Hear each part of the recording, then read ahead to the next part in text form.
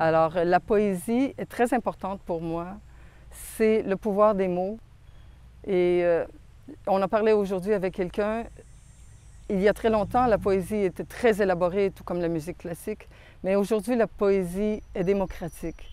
Elle est à l'accès de tous ceux qui veulent la lire et l'écrire. Et il n'y a pas de normes à suivre. Alors, je vous invite chacun à initier votre recueil de poésie. Alors, j'ai écrit mon premier poème en 1985. Et après ça, j'ai commencé à écrire à chaque fois que je sentais trop de pression.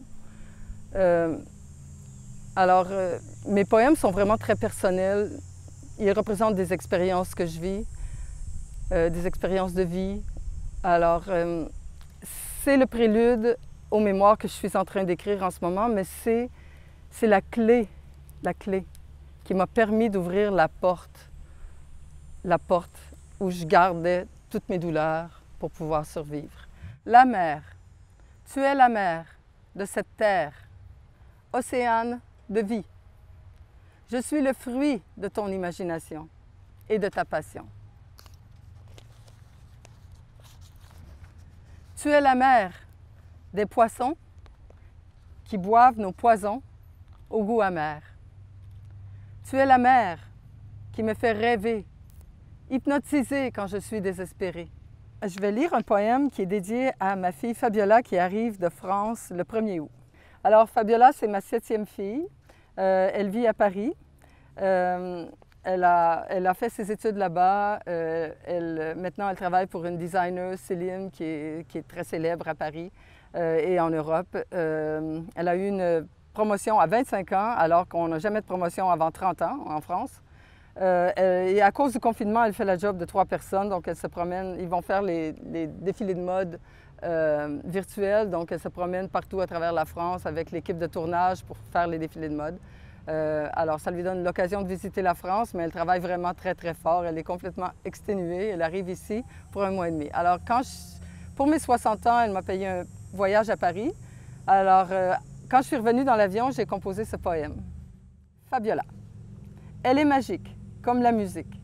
Elle brille fort, comme le soleil. Quand elle dort, elle nous tient en éveil. Sa grande beauté naît du sol où elle est née, faisant partie d'un protocole de diversité réunie. Cette situation nous envahit et d'une certaine façon nous paralyse. Mais je ne crois pas qu'elle peut annihiler les talents qu'on a. Je crois qu'avec le temps, on va pouvoir retrouver notre capacité d'expression telle qu'elle était avant, puis probablement enrichie de ces temps de confinement qu'on a vécu. Et maintenant, je vais vous lire un poème que j'ai écrit hier. COVID-19. Tu es quelque chose de neuf, mais tu nous vides. Maudit COVID. Rien ne se ressemble. On ne peut plus être ensemble. Tu nous gruges notre liberté et tu nous enlèves nos aînés. Tu fermes les portes, ça te rend plus forte. Tu sèmes la panique de façon héroïque. Définitivement, je crois que si je n'avais pas eu la poésie pour vider mon intérieur, je crois que j'aurais terminé comme ma sœur Mimi qui est schizophrène.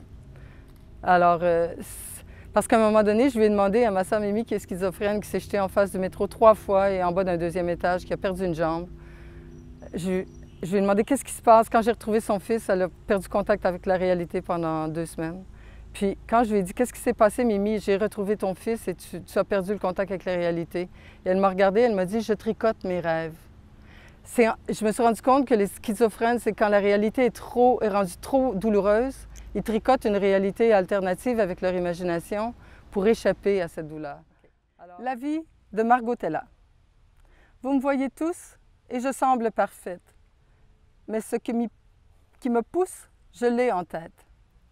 Laissez-moi partager cette vie d'enfer et d'aventure qui semble un potager de tomates mûres. Abusé sexuellement lorsque j'étais enfant, abusé de nouveau face à mon père qui laissa faire ses religieux frères.